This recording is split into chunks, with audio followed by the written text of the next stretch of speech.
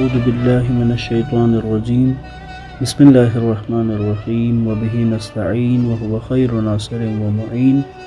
الحمد لأهله الصلاة والسلام على أهلها ولعنة الله على أهلها السلام عليك يا أبا عبد الله وعلى الأرواح التي حلت بفنائك عليك مني سلام الله أبدا ما بقيت وبقي الليل والنهار ولا جعله الله آخر العهد مني لزيارتكم السلام على الحسين وعلى علي بن الحسين وعلى أولاد الحسين وعلى أصحاب الحسين الذين بذلوا مهجهم دون الحسين عليه السلام السلام علیکم ورحمۃ اللہ وبرکاتہ۔ واقعہ کربلا سیریز کی آج چوتھی قسط، اور جیسا کہ کل عرض کیا تھا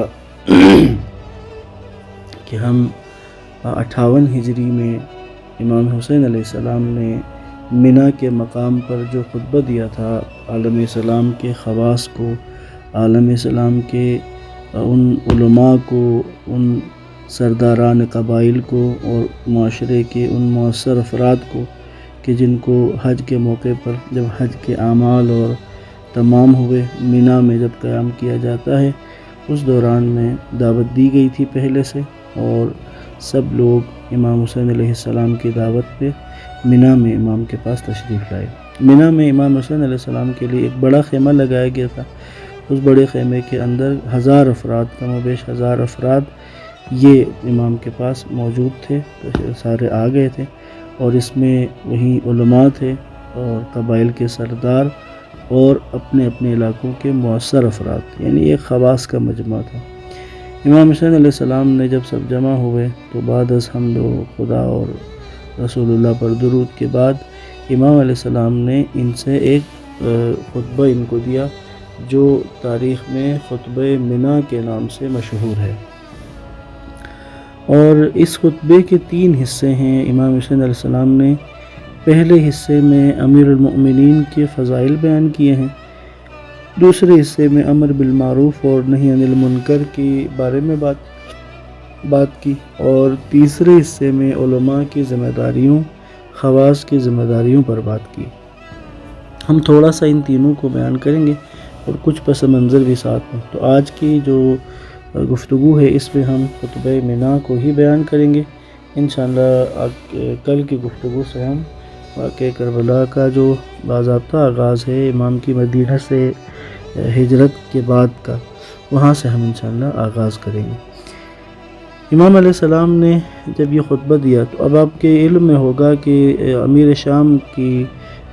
صلح امام حسین علیہ السلام کے بعد سے امیر شام کی حکومت تھی، اور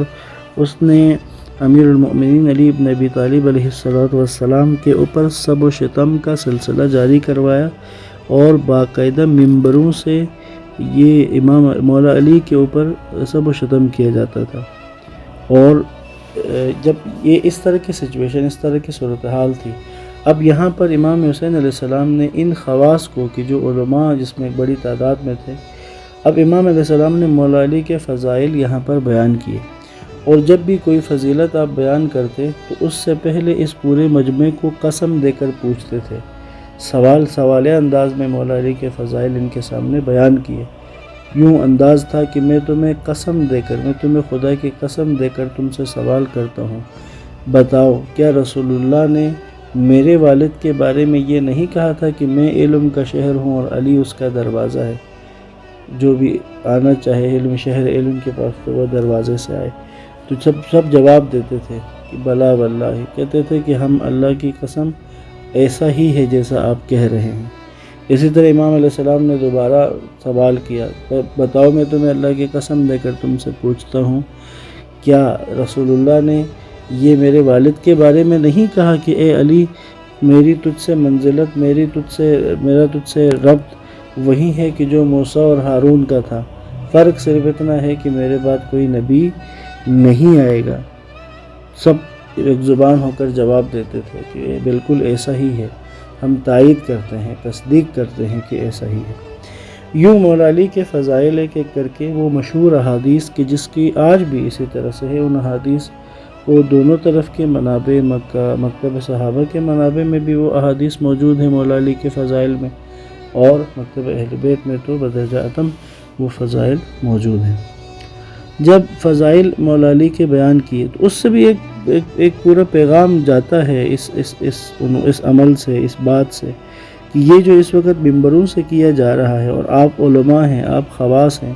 جب آپ سب تائید کرتے ہیں، تصدیق کرتے ہیں کہ مولا علی کے یہ فضائل ہیں، یہ رسول اللہ کی احادیث ہے مولا کی فضیلت میں، تو پھر یہ خود ایک سوالیہ نشان بن جاتا ہے ان علماء کے لیے کہ جب آپ دیکھتے ہیں کہ آپ کے سامنے معاشرے میں مولا علی پر سب و شتم کیا جا رہا ہے اور یہ فضائل ہیں مولا علی کے، تو کیوں آپ اس کام کے خلاف آواز بلند نہیں کرتے؟ یہ خود ایک انڈائریکٹلی یہ بات ذہنوں میں منتقل ہوتی ہے۔ دوسرا عنوان جو مولا حسین علیہ السلام نے خطبہ منی میں بیان کیا وہ امر بالمعروف اور نہی عن المنکر تھا۔ اب بھی آج کے دور میں بھی میں اور آپ بھی امر بالمعروف اور نہی عن المنکر کہا جاتا ہے تو ہمارے ذہن میں جو اس کا معنی آتا ہے، اس کی جو تعریف میرے اور آپ کے ذہن میں آتی ہے عموماً، وہ کیا ہے؟ وہ یہی کہ نیکی کی ہدایت کرنا اور برائی سے روکنا، کسی کو نیکی کے کام کی دعوت دینا، اور کسی کو برا کرتے دیکھیں، کسی کو گناہ کرتے دیکھیں، کسی کو برائی کرتے دیکھیں تو اس کو جا کر منع کریں، اسے سمجھائیں، اس کو تبلیغ کریں۔ اس طرح کا معنی ہمارے ذہنوں میں اور عام معاشرے میں جب بھی امر بالمعروف اور نہی عن المنکر کہا جائے تو یہ اس طرح کا معنی ذہن میں آتا ہے۔ امام حسین علیہ السلام نے ان علماء کو، ان خواص کو کہا کہ امر بالمعروف اور نہی عن المنکر کا مطلب کیا ہے؟ جو اصل مطلب اسلام لیتا ہے امر بالمعروف اور نہی عن المنکر سے، وہ امام حسین علیہ السلام نے وہاں پر بیان کیا ہے۔ امام نے فرمایا امر بالمعروف اور نہی عن المنکر سے مراد 5 کام ہیں۔ اگر آپ یہ 5 کام انجام دیں تب جا کے امر بالمعروف اور نہی عن المنکر کا یہ عمل مکمل ہوتا ہے۔ اگر آپ یہ 5 کام انجام نہیں دیتے تو گویا آپ امر بالمعروف اور نہی عن المنکر نہیں کر رہے۔ امر بالمعروف نہی عن المنکر کا مطلب فقط نیکی کی دعوت دینا اور برائی سے روکنا، یہ تو اس کے لفظی معنی ہے۔ اس کا جو مفہوم بنتا ہے، اس کی جو تعریف بنتی ہے، تو وہ حسین ابن علی علیہ السلام سے زیادہ بہتر کون جاتا ہے؟ مولا حسین علیہ السلام نے فرمایا امر بالمعروف اور نہی عن المنکر کا مطلب ہے، پہلی بات اسلام کی دعوت دینا، اسلام کی دعوت دینا یہ امر بالمعروف ہے، یہ نہی عن المنکر ہے۔ دوسرا، امام نے کہا دوسرا کام ہے مظلوم کو، محروم کو اس کا حق دلوانا۔ جس کے اوپر کسی نے ظلم کیا ہو، حق چھینا ہو، کوئی محروم ہو، اس کو اس کے حق سے محروم کیا گیا ہو، اس کا حق اسے دلوانا، یہ دوسرا کام۔ تیسرا، ظالم کے ہاتھ کو روکنا، اگر کوئی کسی پر ظلم کر رہا ہے تو اس کے ہاتھ کو روکنا۔ چوتھا، زکوٰۃ کو جمع کرنا اور پھر اس کو اس کے مصرف پر، جہاں زکوٰۃ خرچ کیا جا سکتا ہے وہاں پر خرچ کرنا۔ پانچواں، بیت المال کی صحیح جمع آوری اور پھر اس بیت المال کو صحیح مقامات پر خرچ کرنا۔ اب جس دور میں امام حسین علیہ السلام نے یہ 58 ہجری ہے، 58 ہجری، جہاں امام حسین علیہ السلام امر بالمعروف اور نہی عن المنکر کا مطلب یہ 5 چیزیں بتا رہے ہیں، اور اگر غور کریں، اگر ہم اس پہ دیکھیں، پہلا کام تھا اسلام کی دعوت دینا، دعوت اسلام نسبتاً آسان کام۔ دوسرا کام ہے مظلوم کو اس کا حق دلوانا۔ اب مظلوم کو حق دلوانے کے لیے آپ کو ظالم سے ٹکر لینا پڑے گا۔ اب تیسرا تھا کہ ظالم کو روکنا، اگر آپ کو ظالم کو روکنا ہے، ظالم اگر طاقتور ہے، آپ اگر کمزور ہوئے تو ظالم کو کیسے روکیں گے؟ تو امام خمینی کا یہاں پر بہت خوبصورت بات تھی کہ اگر کوئی طاقت نہیں ہے کسی کے پاس کہ وہ ظلم کو روک سکے، تو اس کے لیے طاقت کا حاصل کرنا واجب ہے، اس کے لیے طاقت کو حاصل کرنا ضروری ہے، تب جا کے معاشرے میں امر بالمعروف اور نہی عن المنکر قائم ہوگا۔ لہٰذا تیسری چیز تھی زکوٰۃ کی جمعآوری، چوتھی چیز تھی بیت المال۔ اگر ہم ان چیزوں پہ غور کریں تو اس سے ایک بات واضح اور بالکل کلیئر ہو کے سمجھ آ رہی ہے، وہ کیا؟ وہ یہ کہ کوئی بھی اگر امر بالمعروف اور نہی عن المنکر کرنا چاہے، اور امر بالمعروف اور نہی عن المنکر کا معنی جو امام حسین علیہ السلام نے بیان کیا ہے اس کو سامنے رکھے، تو اس سے سمجھ یہ آتی ہے کہ جو کوئی بھی طاقت رکھتا ہے، جس کے پاس مطلوبہ طاقت موجود ہو،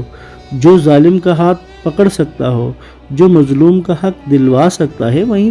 تو امر و نہی کر سکتا ہے۔ اور اس کے لیے کسی کے پاس اگر طاقت نہ ہو، اقتدار نہ ہو، حکومت نہ ہو، تو وہ معاشرے کے اندر امر بالمعروف اور نہی عن المنکر کو اس کے حقیقی معنی میں رائج نہیں کر سکتا۔ آج اگر ہم دیکھیں تو ایسے معاشرے موجود ہیں دنیا میں، ہمارے سامنے ہیں، آج بھی ایسا ہے۔ پاکستانی معاشرے کو لے لیں، دیگر اسلامی ممالک کے معاشرے کو لے لیں، تو ان معاشروں کے اندر امر بالمعروف اور نہی عن المنکر کے لیے بہت سی تحریکیں اٹھتی ہیں، لیکن اس میں مفہوم امر و نہی کا کیا ہے؟ وہ فقط اور فقط لوگوں کو نیکی کی دعوت دینا اور برائی سے روکنے کی بس تنبیہ کرنا، بتانا، اپنا بس پیغام پہنچا دینا، یہاں تک امر و نہی کو محدود کیا گیا ہے۔ 58 ہجری میں بھی یہی صورتحال تھی۔ علماء خواص جو سامنے موجود تھے وہ اپنے تئیں امر و نہی تو کر رہے تھے، لیکن امام حسین علیہ السلام نے دین کا حقیقی مفہوم بتایا کہ دین، اسلام، خدا، رسول تم سے کس امر بالمعروف اور نہی عن المنکر کا تقاضا کرتے ہیں۔ تو پس یاد رکھیں، امیر المؤمنین علیہ السلام کا ایک فرمان ہے، اگر امر بالمعروف اور نہی عن المنکر نہ کیا جائے تو پھر ظالم و جابر حاکم مسلط ہو جائیں گے، پھر دعائیں مانگو گے، دعائیں قبول نہیں ہوں گی۔ اب مولا علی نے جس امر بالمعروف اور نہی عن المنکر کے نہ کرنے کی وجہ سے ظالم و جابروں کے حاکم ہونے، جابر و ظالموں کے مسلط ہونے کا کہا ہے، تو اس امر بالمعروف اور نہی عن المنکر سے مراد یہ نہیں ہے کہ آپ ڈور ٹو ڈور جائیں، لوگوں سے ملیں، انہیں بس نیکی کی ہدایت کریں، انہیں برائی سے روکیں، تو ایسا کرنے سے شاید ایک ظالم و جابر جو ہے وہ حاکم نہیں ہوں گے، نہیں، اس سے مراد یہی معنی ہے جو امام حسین علیہ السلام نے بیان کیا ہے۔ کیا؟ اسلام کی دعوت، مظلوم و محروم کو اس کا حق دلوانا، ظالم کے ہاتھ کو روکنا، زکوٰۃ کی جمع آوری اور اس کو اس کے صحیح مصرف پہ خرچ کرنا، بیت المال کی صحیح جمع آوری، جس کو آج کے ہم اس میں کہیں ٹیکسز کی صحیح طرح سے جمع کرنا، اور اس کو پھر صحیح مقام پر جہاں اس کا حق بنتا ہے وہاں پر خرچ کرنا۔ یہ کام آپ جو سننے والے ہیں، اگر آپ سب غور کریں تو کیا یہ کام بغیر کسی اقتدار کے، کیا بغیر حکومت حاصل کیے یہ کام کیے جا سکتے ہیں؟ اب اگر میں اور آپ غور کریں، امام حسین علیہ السلام جب نکلے ہیں اس 58 ہجری کے اپنے اس خطبہ منا کے 2 سال بعد، 60 ہجری کی رجب میں 28 رجب کو جب مدینہ سے آپ نکل رہے تھے، تو آپ نے اپنے بھائی حضرت جناب محمد حنفیہ کو کہا کہ میں انتشار پھیلانے کے لیے، میں کسی فساد کے لیے نہیں جا رہا ہوں، بلکہ میں امر بالمعروف اور نہی عن المنکر کے لیے جا رہا ہوں۔ اور امر بالمعروف اور نہی عن المنکر کا معنی 2 سال پہلے 58 ہجری میں امام حسین علیہ السلام نے بیان کر دیا تھا۔ آج کی گفتگو میں یہیں تک ہم بات کر پائے۔ انشاءاللہ اس خطبہ منا کا ایک اہم حصہ جو علماء کی ذمہ داریوں، خواص کی ذمہ داریوں پر یہ مبنی ہے، وہ انشاءاللہ کل کی گفتگو میں ہم بیان کریں گے۔ ایک آدھ جملہ عرض کر دیتا ہوں۔ امیر المؤمنین علی علیہ السلام وہ مظلوم ہیں تاریخ کے، وہ ستم اور وہ تکلیف اور وہ مصیبتیں ہیں مولا علی علیہ السلام کی، کہ جو آپ کی شہادت پر ختم نہیں ہوئی، بلکہ شہادت کے بعد وہ علی کے جو یتیم پرور تھے، وہ علی کے جو مسکینوں اور سائلوں کو ان کا خیال رکھنے والے تھے، وہ علی کے جو عادل حکمران تھے، وہ علی کے جو عبد خدا تھے، وہ علی کے جو جانشین رسول تھے، وہ علی کے جو ولی خدا تھے، وہ علی کہ جو علم لدنی کے مالک تھے، وہ علی کہ تاریخ آج بھی، تاریخ کی انسانیت کی بیتاب نگاہیں آج بھی علی ابن ابی طالب کو تلاش کرتی ہیں، علی ابن ابی طالب کے طرز حکومت کو تلاش کرتی ہیں۔ کس قدر مظلوم ہے وہ علی کہ جس کو منبر رسول کہا جاتا ہے، اسی منبر سے 90 سال تک